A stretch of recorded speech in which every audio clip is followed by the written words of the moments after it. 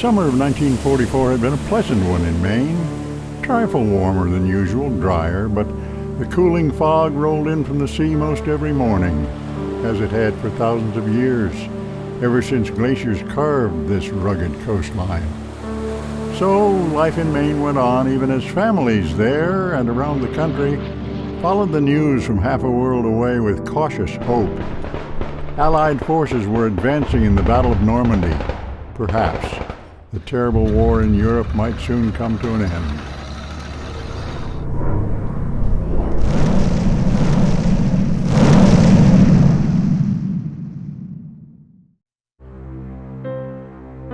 On the morning of August 5, 1944, at his family home in Bar Harbor, an old man died, leaving behind wars and family and friends and Maine and especially his beloved Mount Desert Island.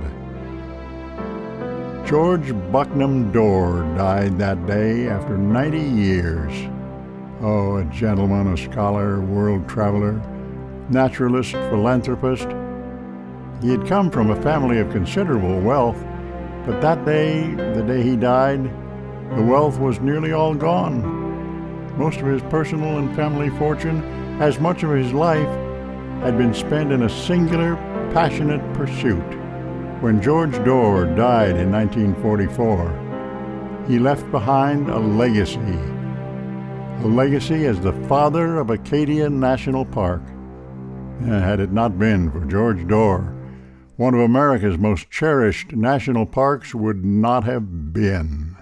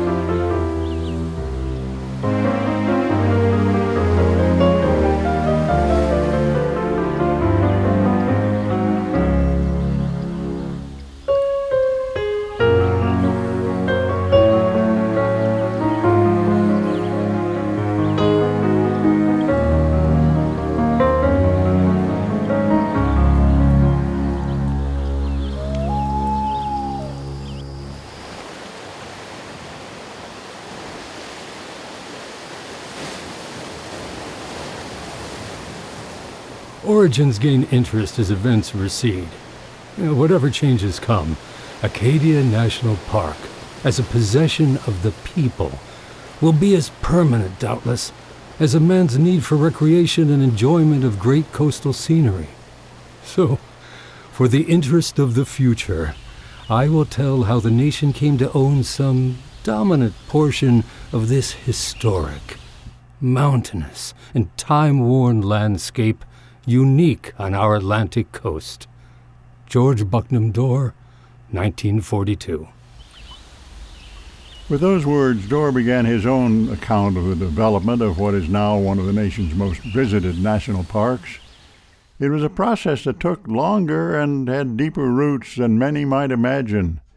It involved political maneuvering, personal drama, numerous close calls, and a tremendous amount of perseverance. Mount Desert, Mount Desert, locals and visitors pronounce it both ways. Yet the name itself is French, coined by Samuel de Champlain when he led an exploration of the Maine coast in 1604. Champlain called the land he saw Île de Mont Désert, Island of the Desert Mountains, a place that long before Champlain arrived was for thousands of years a home to early native hunters. Eventually, the land became home to the members of the Wabanaki Indian tribes, who knew the island as Bemetic, the sloping land. By 1820, when Maine became a state, Mount Desert Island remained isolated and inaccessible, inhabited mostly by fishermen, woodcutters, farmers. It was truly an island then, with no practical way to get there by land. Smaller boats could brave the passages from the mainland or neighboring islands, but the sea voyage from Boston was hundreds of miles along a rocky and sometimes inhospitable coastline. Foggy, dangerous, simply was not worth the effort or the risks. That is, until a certain new breed of explorers made their way to Mount Desert Island. For centuries, artists have captured the world around them through paintings and sketches, allowing others to experience places they might never see for themselves. In all likelihood, the landscape painter Thomas Doughty was one of the earliest of the artists to find their way to Mount Desert. Doughty was a member of the illustrious Hudson River School of Artists, a movement in American art that sought out the natural landscape and painted it with deep connection to the romanticism of the period. Other artists of similar mindset soon followed. Thomas Cole first visited Mount Desert Island in 1844, staying and painting near Schooner Head. Painter and printmaker Fitzhenry Lane made several trips to the island. Other artists came too, most famously a student of Thomas Cole, landscape painter Frederick Edwin Church. Church made several trips to Mount Desert over the years. When Church and his fellow artists returned from the coast of Maine to the big eastern cities bearing canvases and sketchbooks filled with visions of a land that was rough, broken, wild. Well, people seeing their paintings were captivated. The new American aristocracy, those of wealth and privilege, responded to the images created by Church, Cole, and others. As word of this remarkable place spread to Boston and New York and Philadelphia and beyond, it happened that transportation to Mount Desert was improving as well. In 1857, the steamboat Rockland added a new stop to its line, Bar Harbor. Travelers came to Maine, arriving in increasing numbers over the coming decades. The transformation of Bar Harbor and the entire Mount Desert Island had begun. Throughout all this, part of the experience of a trip to Mount Desert Island was that people walked nearly everywhere, far away from the pollution, the noise, the crowding of cities. These excursions in nature, breathing the clean sea air, were seen as relaxing and restorative. The land itself was still wild and the accommodations rustic. But that was exactly what these summer travelers were seeking, even calling themselves rusticators. At first they stayed in cabins and private homes, but by 1867, Bar Harbor had its first official hotel, the Agamont House, and the Agamont House soon had company, the Rodick House, which over the next decades would become one of the most popular resorts on the East Coast, rivaling even the style and grace of the grand hotels in Newport, Rhode Island. By the late 1880s, there would be 17 hotels on Mount Desert, all competing for the more than 20,000 people who visited the island each summer. There was even a cog railway up Green Mountain, where guests were welcomed at the hotel at the top, the Green Mountain House, with its Summit Tavern. Perhaps naturally, those with means wanted to own a private piece of it for themselves, buying up prime tracts of land where they built their cottages along the shoreline. The new summer residents of Mount Desert Island came from the fashionable American upper class. Their modest residences had names like Bonnie Byrne, Chatwold, Blair Eyre. In fact, by the second half of the 1800s, the wealthy and prominent were so much a fixture of summer life on Mount Desert, it was as if the fashionable world they purported to leave behind had simply followed them to Maine. But a few of these cottagers, as they came to be called, were philanthropists as well as financial titans, people who would devote their energies and their money to Mount Desert, including economic titans John S. Kennedy and John D. Rockefeller, Jr. And then there was the young man by the name of George Dorr. He was first introduced to Mount Desert Island as a teenager. His family visited in the summer of 1868. Now, the Dorrs were wealthy Bostonians whose fortune came from textile manufacturing. George's parents were so taken with the island that on that very first trip, they soon purchased oceanfront land just south of our harbor village at Compass Point. Old Farm, they called it. George Dorr would spend his summers navigating between the refined gardens of his fellow cottagers and the wilds of nature that he loved. In many ways, George Dorr grew up at Old Farm. Mount Desert Island became his spiritual home. While the cultural landscape of Mount Desert was changing dramatically with the influx of summer visitors, the physical and natural terrain of the island itself were becoming increasingly more fragile as a result of growth and development. Ancient paths were beginning to take a beating from being trod on by too many eager feet.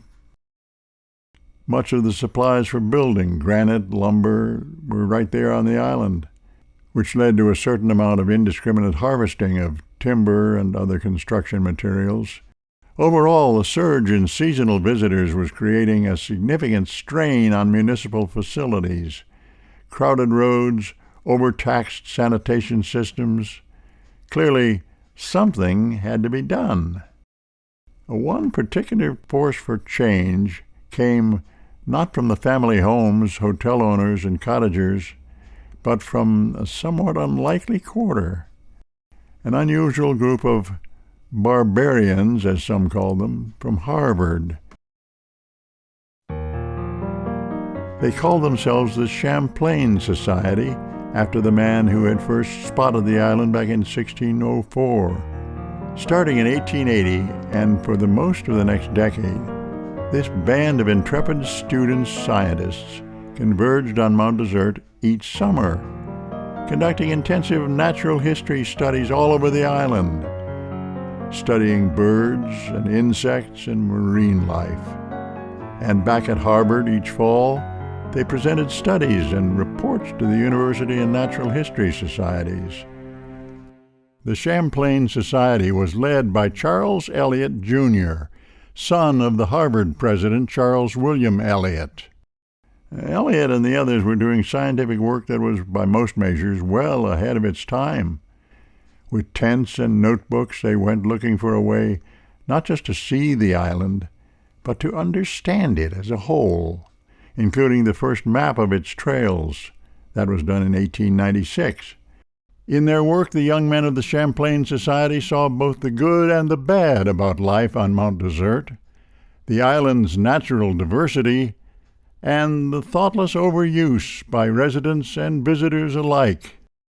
Perhaps it would come as no surprise that the young Charles Eliot would find his way into a field where nature, science, and academia merge. He became a landscape architect, a profession that at that time was new in the United States. He was a pioneer in this country of the ideas of regional planning and public conservation, working with the internationally known Frederick Law Olmsted and Company, becoming responsible for much of the Boston Metropolitan Park system. Yet Eliot believed so strongly in the concept of public space, the inestimable value of nature in urban environments, that in 1890 he founded what would become the Trustee of Reservations, an organization dedicated to preserving natural and historical spaces in the Commonwealth of Massachusetts. But Eliot's most significant contribution to history may well have been one he'd only begun to visualize. He was creating a plan to make a greater portion of Mount Desert Island accessible always to the public. Yet that plan would only come to be, in part, because Eliot himself was not there to see it through. You see, Charles Eliot Jr. died young, only 37, spinal meningitis. Not long after his death, his father, Charles William Eliot, still president of Harvard University, came across an article the younger Charles had written years before. It is time decisive action was taken, and if the state of Maine should encourage the formation of associations for the purpose of preserving chosen parts of her coastal scenery, she would not only do herself honor, but would secure for the future an important element in her material prosperity. In those words is a convergence of the younger Eliot's love of the Maine landscape and his founding of the Trustees of Reservations in Massachusetts. It was a convergence the elder Charles Eliot took to heart. What does it mean to love a place? Is it something to own and use for gain? Or something to share and preserve? Or should it be both? Could it be both? As the last years of the century faded, Mount Desert Island residents and longtime summer visitors alike had begun considering these things. Coming together, they had been forming what were called Village Improvement Associations or Village Improvement Societies in Bar Harbor, Southwest Harbor, Seal Harbor, Northeast Harbor. They were well aware that as more and more acreage came under private ownership, less was available for summer visitors and others to enjoy freely. There was also a general undercurrent of concern for the future, that overdevelopment would in the end destroy the natural beauty of the island. Charles W. Eliot, who shared this concern, was aiming to take things one step further. In August of 1901, the elder Eliot was making the first tentative steps toward a broader coalition for preservation of the island. However, had it not been for a last-minute letter penned on August 12th to his Bar Harbor neighbor and friend George Dorr, the momentum might well have fallen into the cracks of history, and Dorr may never have become involved. It appears that they have not appointed any committee on behalf of the Village Improvement Association of Bar Harbor. Would it be possible for you and one or two other gentlemen from Bar Harbor to attend this conference in an unofficial capacity? I approach the movement myself from the cottager's point of view, but I believe it to be a measure on which persons interested in the preservation of this island as a place for healthful enjoyment could unite. Very truly yours, Charles W. Eliot, Sr. Eliot could not have turned to a more likely supporter, nor would he have been able to find another so primed to join the effort. Dorr had a mindset that was rather like that of Charles Eliot Jr., and he had already been doing his own version of preservation for public enjoyment, purchasing land along Schooner Head Road, Cromwell Harbor Brook, and the Great Meadow, where he had built paths not for himself, but for others to freely use. So Dorr was ready, and he responded enthusiastically to Eliot's invitation. On August 12, 1901, a relatively small but powerful group came together. The men met in Seal Harbor, and true to his word, Dorr was accompanied by his neighbors, John Stuart Kennedy, a wealthy New York financier, George W. Vanderbilt, whose fortune came from railroads and other businesses, and William J. Shefflin, whose family line traces back to the Founding Fathers. That day, Charles Eliot called the meeting to order and stated his purpose and the purpose of the proposed corporation. To acquire by device, gift, or purchase, and to own, arrange, hold, maintain, or improve for public use, lands in Hancock County, Maine, which by reason of scenic beauty, historical significance, sanitary advantage, or other like reasons, may become available for such purpose. Charles W. Eliot, Sr. And that would become the charter of the Hancock County Trustees of Public Reservations. And so Charles Eliot Jr.'s plans were taking shape even after his death. The trustees were ably supported by legal counsel for the corporation of Lurie, Deasy, and Harry Lynham, and the gentlemen of the Hancock County Trustees of Public Reservations were about to start slowly making history.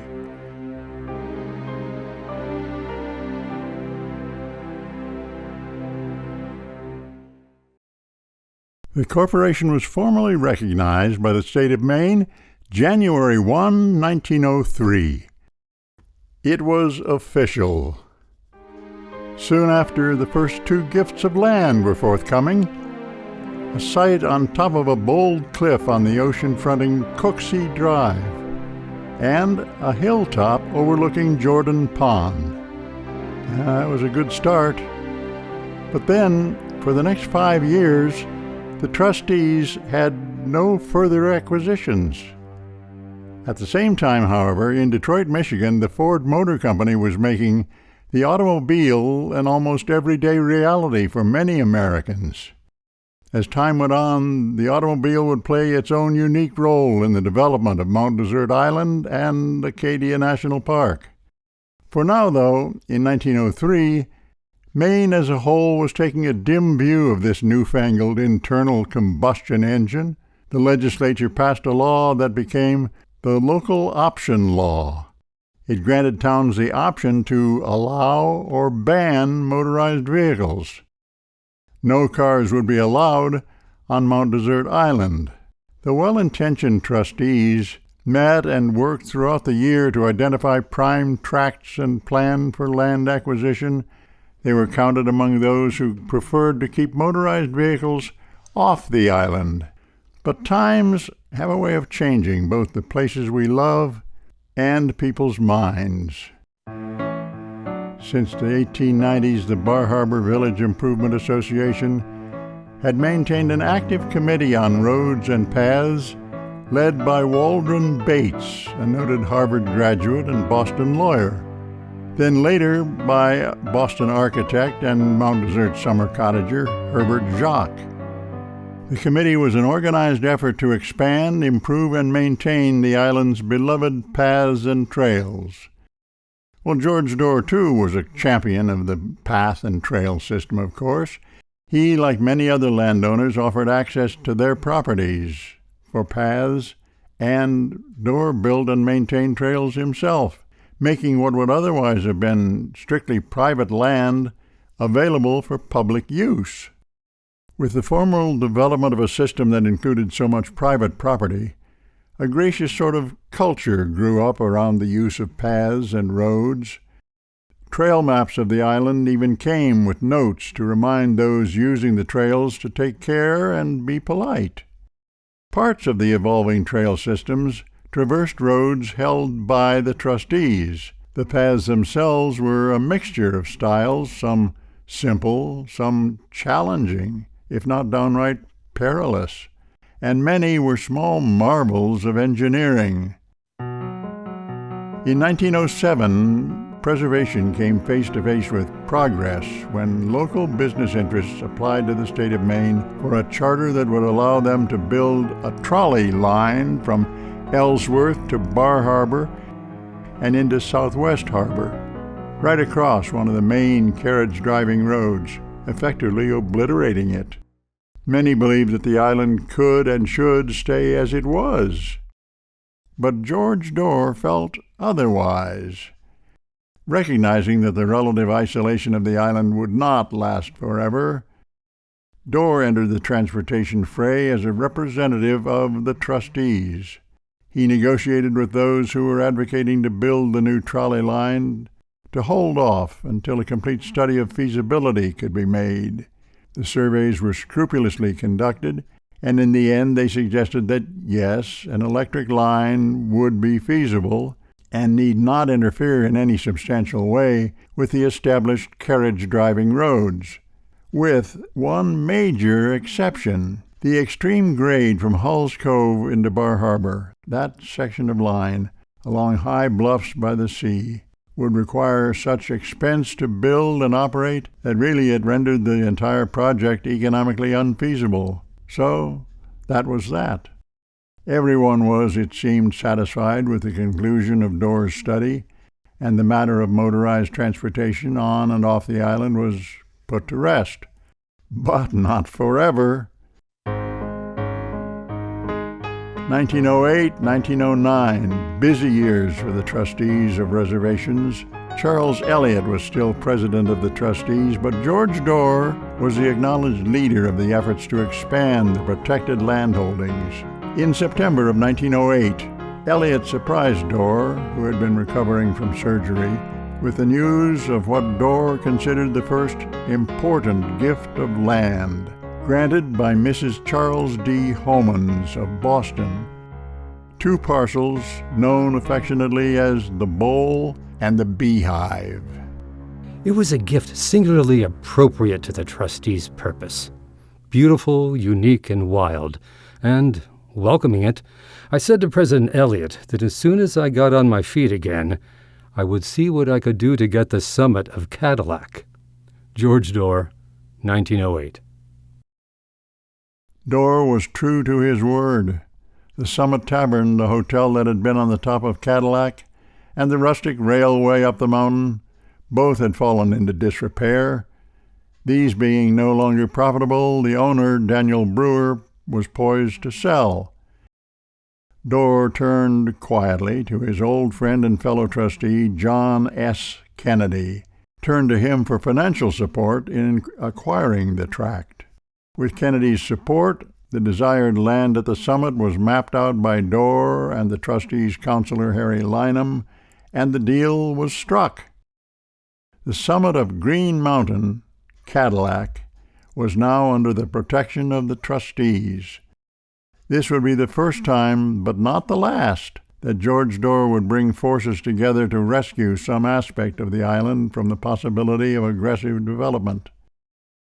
It should be noted that much of John Stuart Kennedy's support of what would become Acadia National Park is often overlooked because it remained a private matter even after his death in 1909, often without a single piece of paper passing between them. Kennedy acquired for Dorr or quietly funded the purchase of land that added to the trustees' holdings. This informality was never an issue, except in 1909, when the men were in the process of acquiring the Picket Mountain parcel. That was shortly before Kennedy was stricken with a case of whooping cough that would end his life. Kennedy's wife reported that on his deathbed, among Kennedy's last words were a reminder to her that he had promised Dorr to help get the Picket land. And Kennedy did just that as a last legacy. The next spring, when the executors of his estate released the funds to Dorr for the purchase of Picket Mountain for the trustees. The balance between locals and visitors was tested again in 1909, when a group of year-round residents made an attempt to repeal Bar Harbor's ban on automobiles. In the end, the ban stood, but George Dorr knew it wouldn't be long before the real change arrived. Dorr saw a bigger picture and knew that it wasn't a clear-cut matter of locals wanting cars, cottagers despising them. In truth, many elements of the local economy, stables that offered horse shows and boarding, farriers, blacksmiths, and those who build and maintain the buggies and the hansoms and the carriages, all would suffer a loss when automobiles displaced their services. Dorr had in mind that if the transition to automobiles could somehow be less sudden, that the local economy would have time to adapt. He even went so far as to suggest a road that would allow visitors to drive their automobiles to the island, but not use them while on the island. The battle over motorized vehicles on Mount Desert was fought all the way from Bar Harbor to Bangor to the state legislature in Augusta.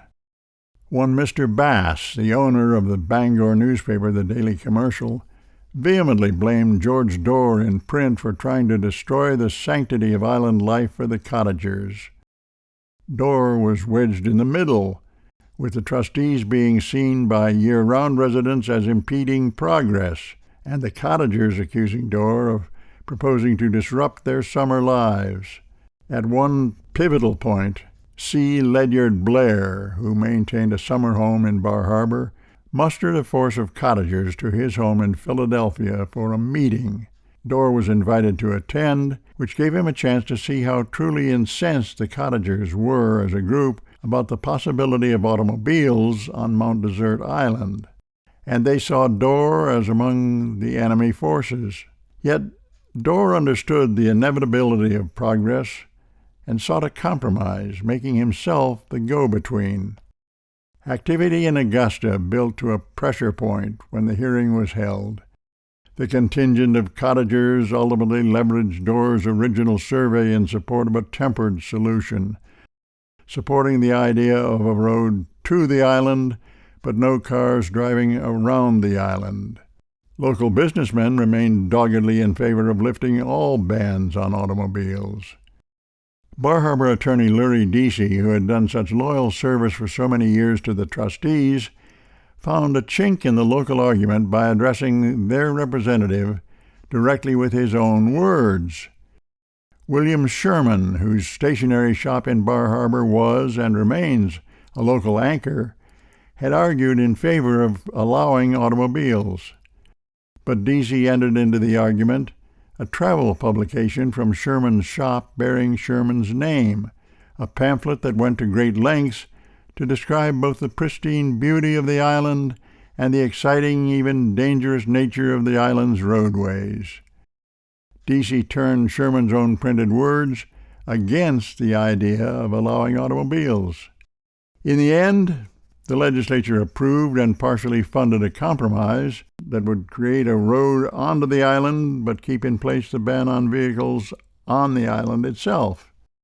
But local funding to complete the roadway never materialized. The tussling created not only a fractured system of roads, but a maze of local laws, where the driver who might have been legal and welcome in Southwest Harbor could have been arrested if he dared to drive into Bar Harbor. Such problems continued until 1913, when Bar Harbor finally gave in and allowed cars. By 1915, the last holdout, town of Mount Desert, also gave in. Progress, it seemed, had trumped preservation. Or had it? Years before, Dorr had built a road for carriage use around the area known as Great Meadow. Over the years, there had been efforts through ownership and leasing to develop the spring for commercial use. By 1909, the land was in the hands of the Rodick brothers, Fountain and Serenus, and an option on the land was held by Ora Strout. On an early spring morning in 1909, the trustees' counsel, Harry Lynham, got wind of another potential sale affecting the property, a sudden offer by a group in town to purchase the option with commercial development in mind.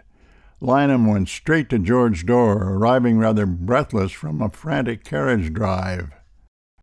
Mr. Dorr, a bunch of them uptown have got together and raised the money to take over the option on the spring. Ora Strout gives you until noon to take it, but will sell to them on the stroke of 12 unless you close with him first, cash in hand. They are waiting by the clock upon the village green till noon. Dorr made up his mind immediately to make the purchase, advising Lynham to return to the village and let Strout know that Dorr would take not only the option, but the land itself. He would match the highest offer, at that time a significant sum of $5,000. On Dorr's behalf, Lynham closed the deal with Strout and the Rodicks with only minutes to spare. The spring was now theirs, and it would become a linchpin to the evolving park. Dorr christened the spring Surdemone and placed a granite rock nearby bearing the words, "The Sweet Waters of Acadia." Dorr oversaw the creation of the basin for the spring itself and its cover house, working with Boston architect Fred Savage. But Surdemone remained isolated until later that year when Dorr orchestrated the acquisition of two adjacent parcels. The first of these, the Gorge, which he financed with the support of Mr. and Mrs. John Innes Kane, who had newly become summer residents of Bar Harbor. To this, Dorr added property of his own, deeding to the trustees a beloved portion of land he had inherited from his father. With finesse and efficiency that would be envied by modern politicians, Dorr also went about connecting the village improvement associations and societies to each other and to the trustees, in the process encouraging powerful friends and wealthy patrons to purchase and donate land to the trustees. The next major acquisitions would ruffle a few feathers. Again, it was all about water. Since 1874, much of the water for Mount Desert had been managed by the Bar Harbor Water Company, but no rules were in place for the use or development of adjacent properties. So essentially, nothing protected the land that gave birth to the water itself. The John S. Kennedy estate still had controlling interest in the water company.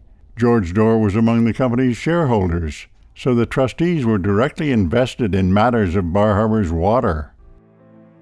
When it was learned in 1910 that a home was quietly being built during the winter on the shore of Eagle Lake, the sort of construction that could compromise Eagle Lake as a water supply, the word got to Dorr in Boston, and he decided to go to Bar Harbor and see what could be done to stop the project. Well, he marshaled the support of another summer resident, Dr. Robert Abbey, a New York surgeon. Abbey presented his position in the form of a letter denouncing the project in no uncertain terms, from a health and a safety perspective. The trustees intended to publish his letter in local newspapers, and armed with that, and no small amount of public opinion, Dorr was able to turn to the legislature and establish on behalf of the trustees what no one before had been able to secure: rights of condemnation to protect the watershed, not just for Eagle Lake and Jordan Pond, but for the entire Mount Desert Island. In turn, the water company granted Dorr its support and the funding to acquire multiple parcels of land within the drainage basins of the two lakes, an acquisition for the trustees of approximately 5,600 acres. That was followed shortly by the addition of land around Jordan Pond, including the iconic Bubbles, the Cedar Swamp Mountain Spur, and the south slope of Sargent Mountain. With these lands now protected, Dorr believed the trustees could rest securely, at least for a while. But the power now wielded by the trustees did not sit well with everyone. And in 1913, another urgent telephone call came to Dorr at his winter home in Boston. A group of local interests had petitioned the state legislature to annul the charter of the trustees of reservations.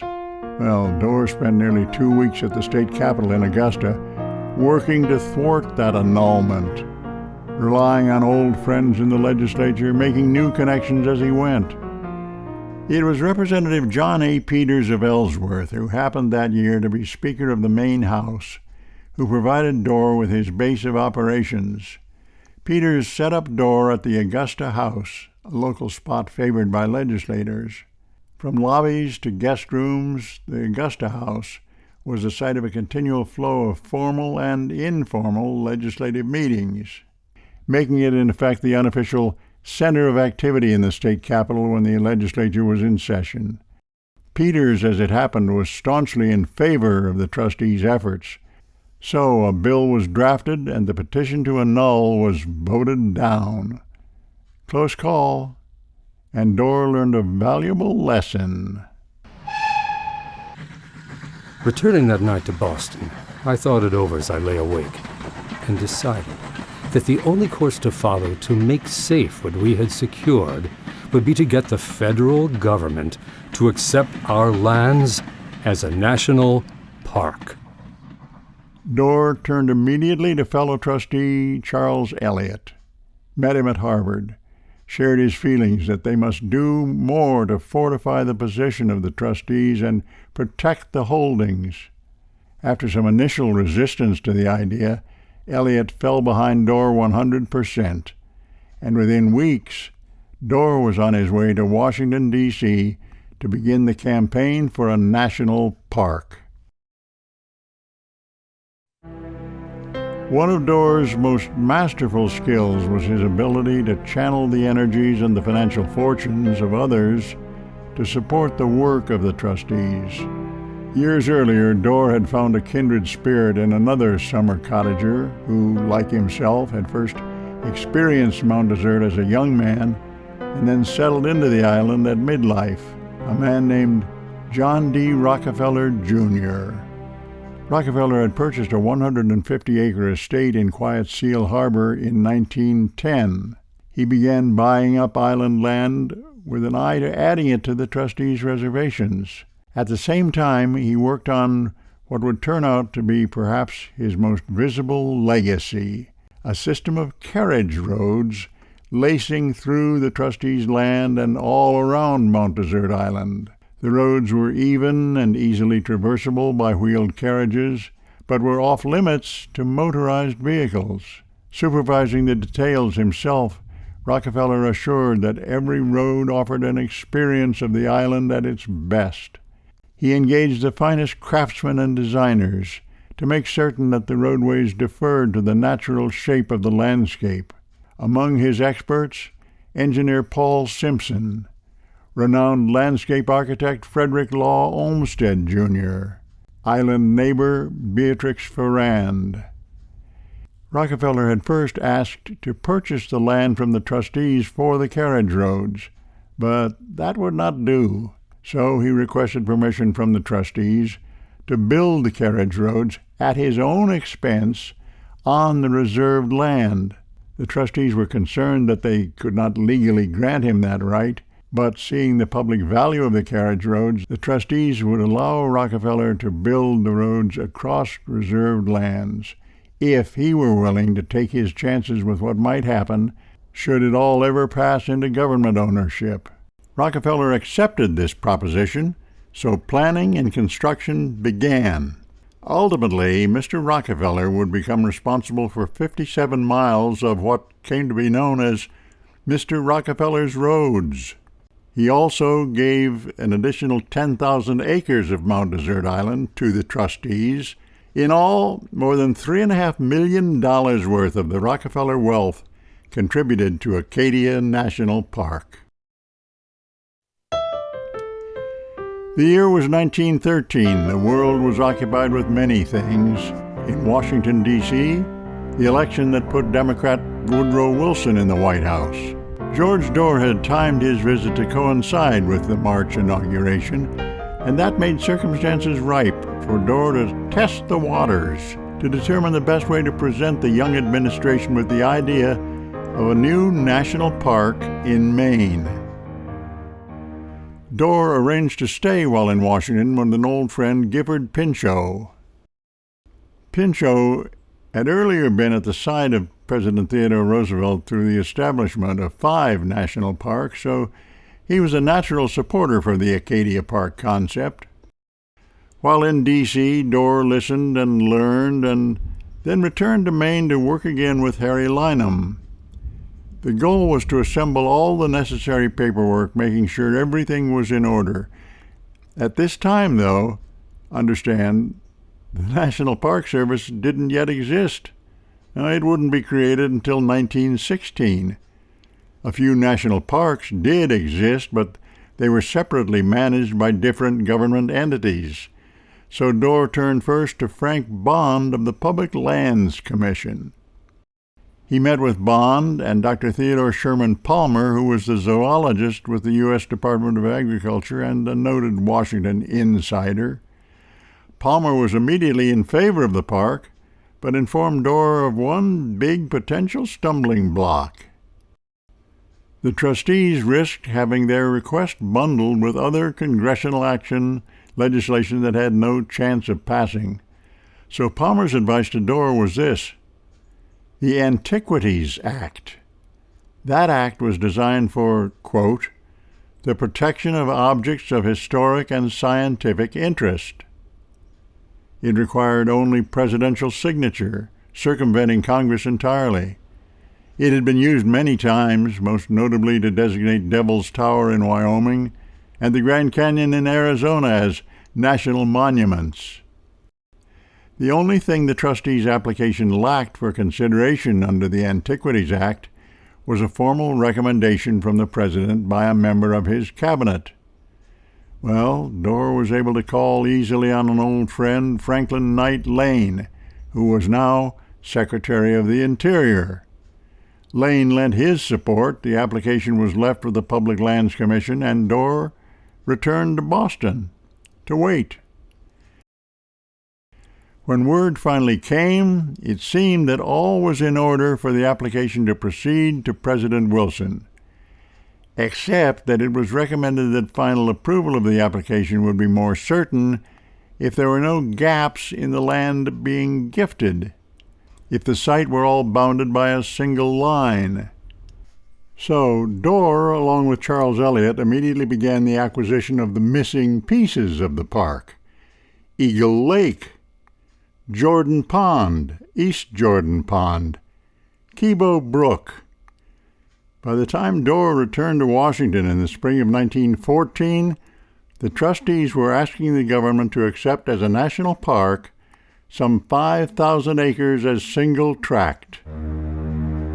It might have been smooth sailing from there were it not for a much larger concern soon to demand the attention of Congress, the President, and Maine.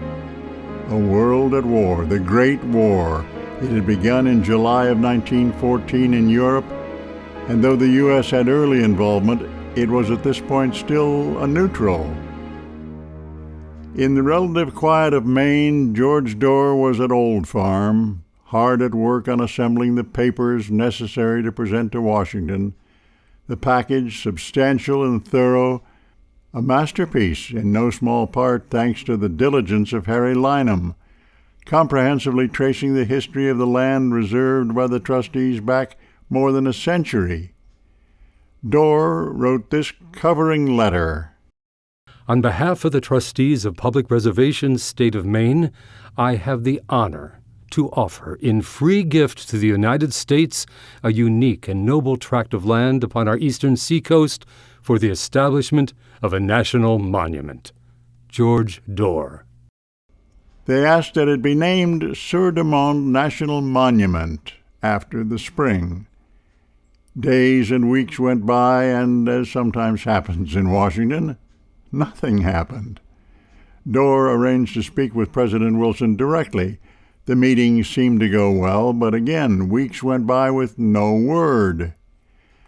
Dorr arranged to speak socially with the president's wife, Mrs. Edith Wilson.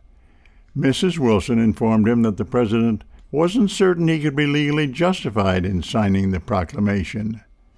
Well, Dorr rushed with questions to the office of Henry Graves, the current director of the U.S. Forest Service. Graves immediately put his support for the effort into a letter which Dorr added to the application. Dorr then turned to Charles Fletcher Johnson, Democratic senator from Maine.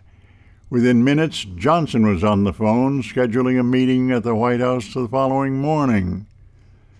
Dorr then mustered additional precedent from the Public Lands Commission, showing not only similar situations but instances where President Wilson himself had already applied the act in a similar fashion. Dorr accompanied Johnson to the White House the next day. Johnson presented the application, yet nothing happened. It took an unexpected meeting to uncover the true source of the problem. It happened that George Dorr met William Gibbs McAdoo. He was dining with an old friend of Dorr's, Charles Hamlin. He was then governor of the Federal Reserve. McAdoo was not only the Secretary of the Treasury, but, as it happened, son-in-law to President Wilson. Dorr asked McAdoo if he could find out what was holding up the application. And it turned out that David S. Houston, President Wilson's Secretary of Agriculture, thought that the application was illegal. The logic escaped not only George Dorr, but also Secretary McAdoo and Charles Hamlin. Matters of the Antiquities Act and national monuments were not even in the purview of the Department of Agriculture. Hamlin was enlisted to try to clear things up with David Houston and the Department of Agriculture. Concerned that Houston would bring up the economics of support for Sur de Mont, Dorr made it clear that financial support for the maintenance of the lands would continue to be local. In fact, it was Dorr himself who had funded most of these costs to that point. Well, he made it clear to Hamlin that he was prepared to continue to do so, pay for it all, indefinitely. If Houston took issue with an offer of gratuitous service on the part of a private citizen, then Hamlin was to let Houston know that Dorr would be prepared to accept a formal role as custodian of the park at the lowest possible salary, $1 a month. Lastly, Dorr once again visited Charles Eliot Sr., who was, it seemed, owed a favor from Secretary Houston. So Eliot's letter to Houston was a graceful example of leverage.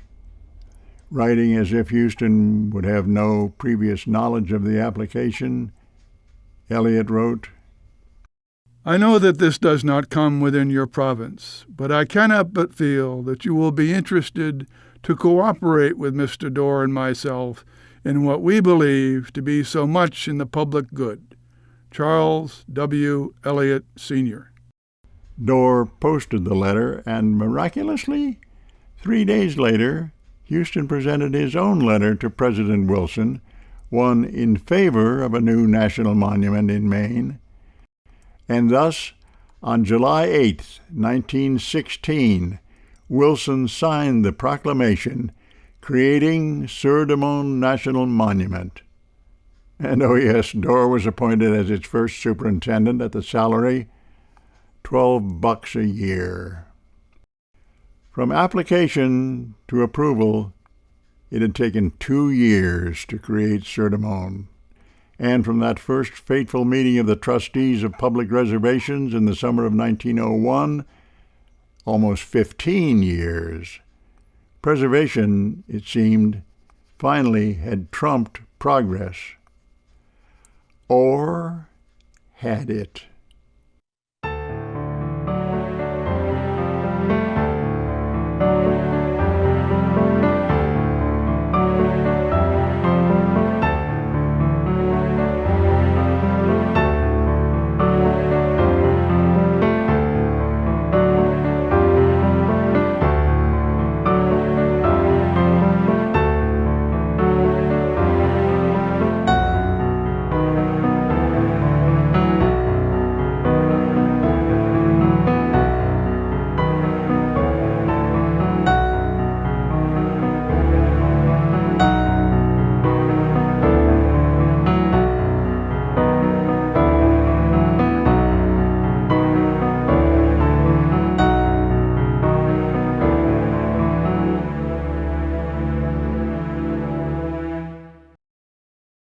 July 8, 1916 is remembered as the birth date of Acadia National Park, though in fact, on that date it was not yet a park, it was not yet Acadia, and it was woefully underfunded. The federal appropriation for that year for Sur de Mont was a mere $150. Superintendent Dorr turned again to Secretary Lane, whom he had invited to visit him at Old Farm, specifically because Lane had never seen the national monument he had done so much to help create. Dorr had in mind an annual maintenance sum of $10,000. Lane advised him to seek a far greater amount, say $50,000.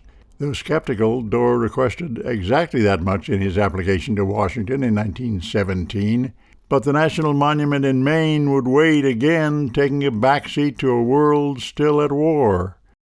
Determined, George Dorr was making plans to approach the House Appropriations Committee, headed then by Representative Swagger Shirley of Kentucky.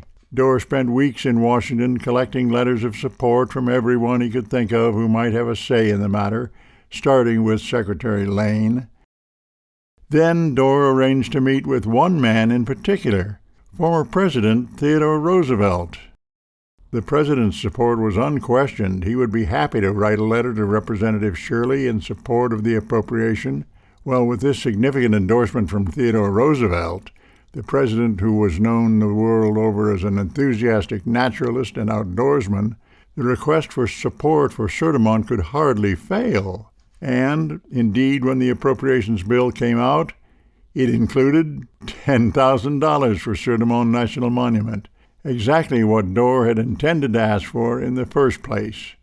Perhaps more important, the statement for the committee echoed certain words that Theodore Roosevelt had used in his letter. Roosevelt had referred to Maine's new national monument as a national park, when in fact Cerdamone did not yet have that status.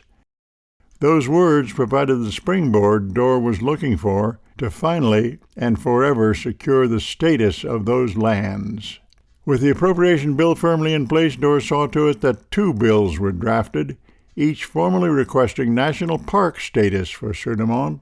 Though Dorr loved Cerdamone as a name and all it represented, he had found that many people had difficulty pronouncing the French words. He favored calling it Mount Desert National Park, but people had difficulty with that as well, often wondering aloud if there really was a desert on the coast of Maine. When Dorr turned to Maine's Senator Frederick Hale, who was sponsoring the legislation, a new name became obvious to both. It would honor Mount Desert's connection to France, its war-weary ally, and the service given to the U.S. during the Revolutionary War by Marquis de Lafayette. Lafayette National Park. Now that bill passed, gained all approvals, and all that was required was President Wilson's signature. Dorr was appointed a special messenger, allowing him to personally carry the documents from office to office, securing the required signatures. President Wilson was in and out of Washington then, deeply occupied with the war. Still, somehow, Dorr found the right time and place. It had occurred to me that under the pressure caused by the president's brief return, our bill might rest on his desk unsigned. To make myself sure that this did not happen, I had purchased 2 fountain pens of the best make and taken them, filled with ink, with me to the executive chambers. George Dorr. Dorr garnered one last signature en route from Secretary of the Interior Franklin Lane, and then he headed to the White House to wait. As it turned out, August 26, 1919 would be the single day the president had in Washington before the end of the session. But Wilson was working late into the night on the 26th, and Dorr was able to secure President Wilson's signature before morning, officially turning the trustees' holdings into Lafayette National Park.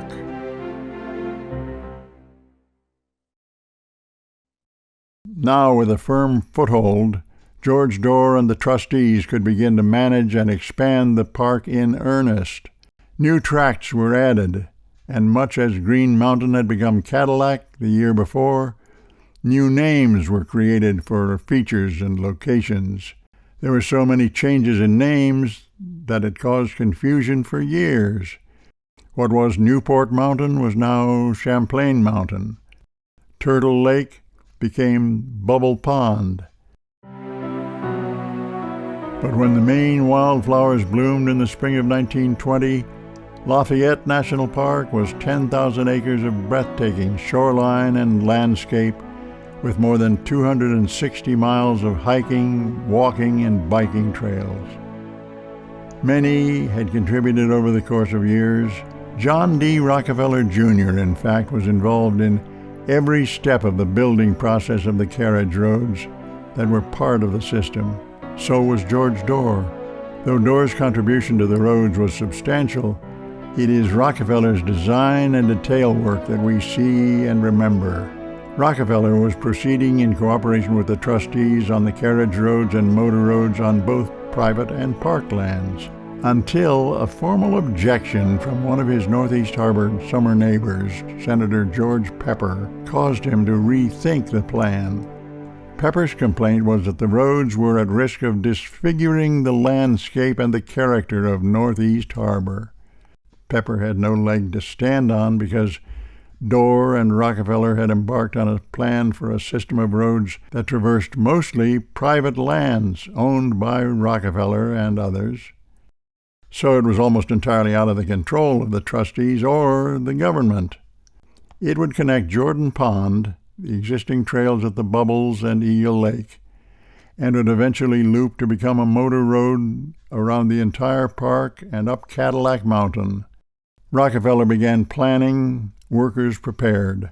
But when the plan for the roads came before Stephen T. Mather in his capacity as director of the country's new National Park Service, Senator Pepper intervened again, exerting political leverage on the Secretary of the Interior, Henry Work, to stop what Pepper referred to as the destruction of the forests. Pepper was joined in his vocal opposition by Harold Peabody of the Northeast Harbor Village Improvement Society.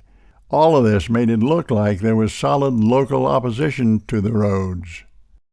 But in fact, Dorr and the trustees had broad-based support for the system of island roadways in the Mount Desert communities across the state and in Washington.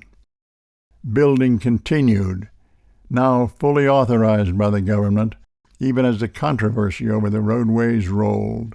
The matter was eventually put to rest after direct visits of Mount Desert by Secretary Work. Accommodations were made to the design plan for the roads, including the now famous stone overpasses that allow a carriage road to pass safely beneath or over a motor road. At much the same time, Dorr was presented with the possibility of acquiring land off the island for addition to the trustees' holdings.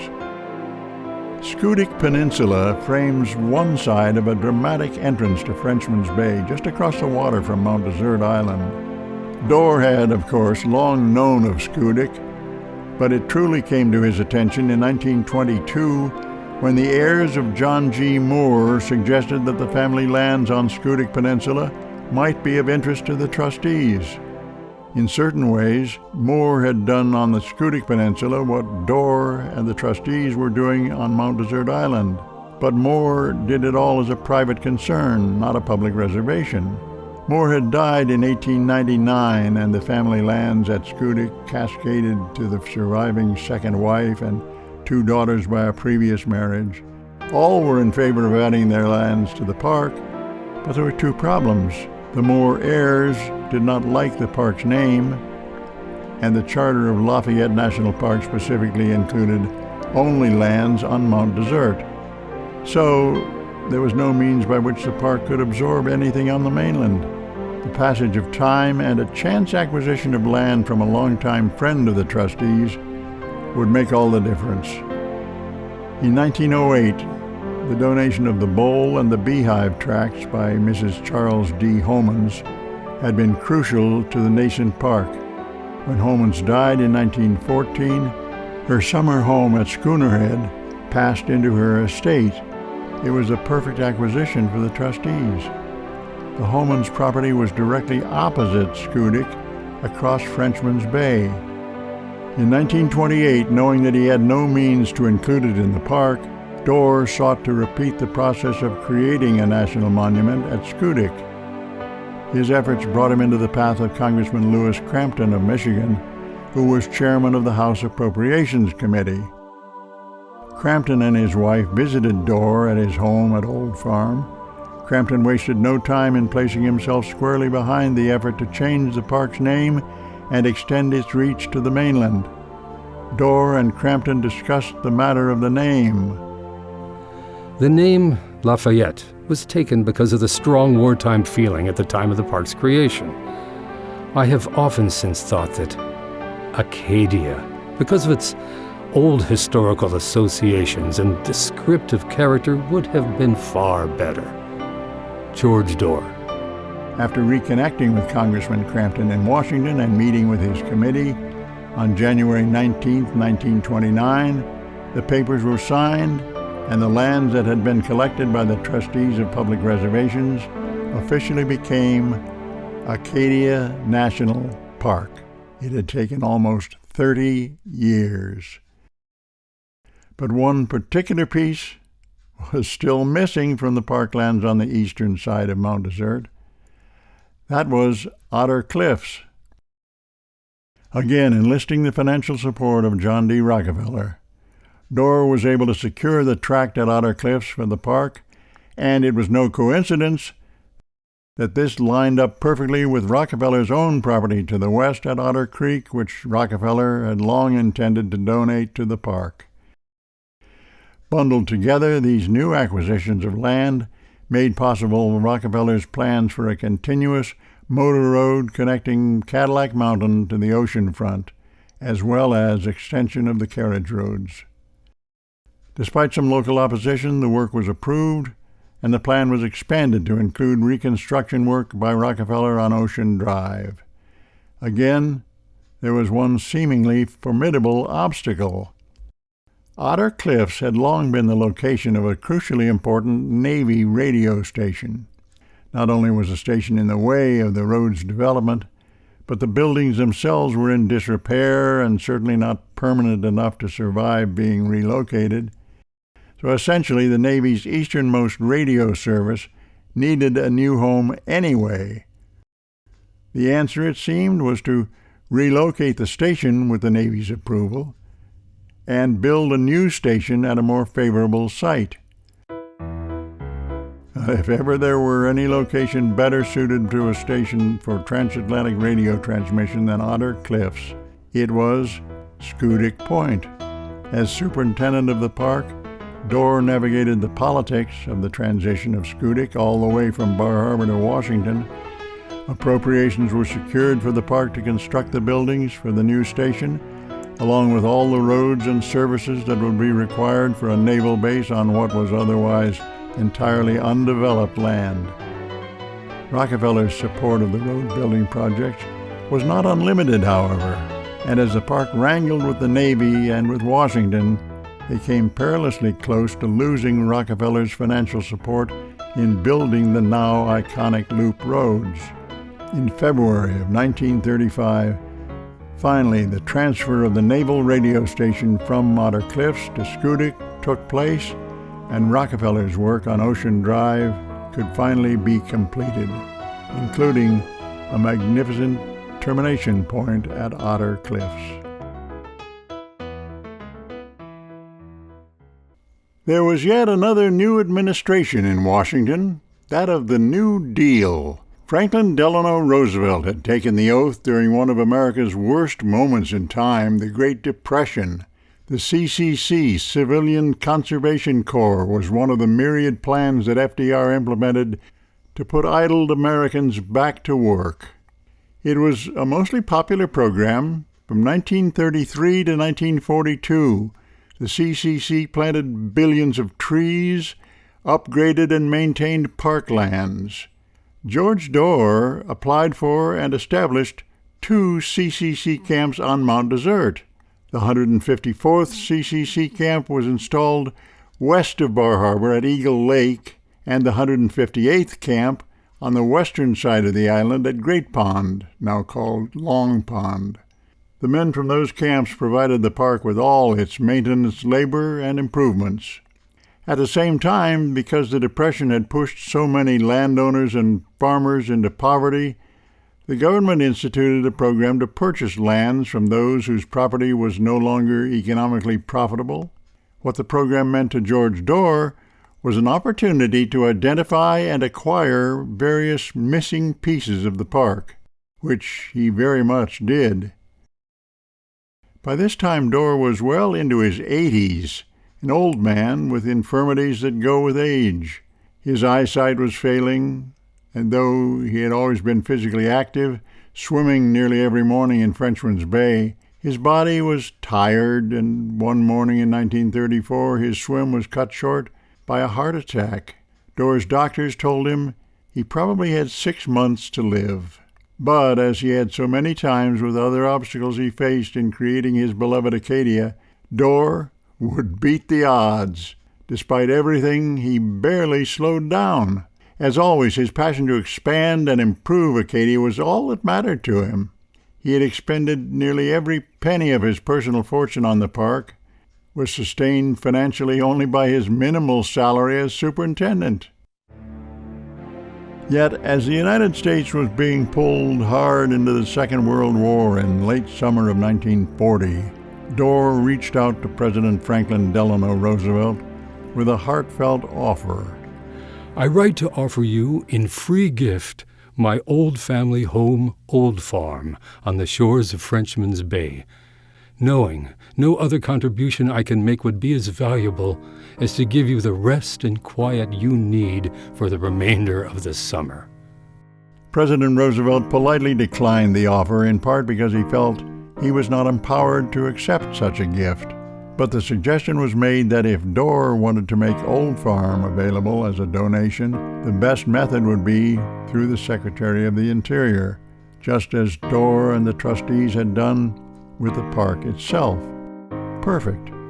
After arranging the proper paperwork and just before the close of the legislative session in 1941, Congress approved a bill that authorized the inclusion of Old Farm as a permanent part of Acadia National Park. George Dorr's home now was truly Acadia. In Dorr's memoir, penned in 1942, he wrote, "The war is still continuing, the outlines of its future still uncertain, but there is nothing in my work for the island or the park that I look back on with greater satisfaction or sense of permanence."